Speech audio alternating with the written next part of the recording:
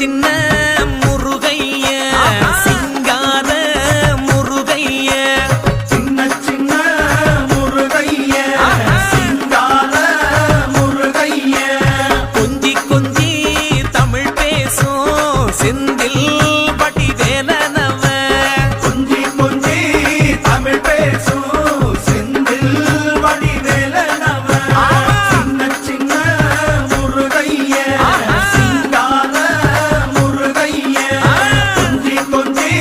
தமிழ் பேசும் செந்தில் வடிவேலனவ சுப்பிரமணிய சாமி என்பார், கார்த்திகேயன் என்பார், சுவாமிநாதன் என்பார்.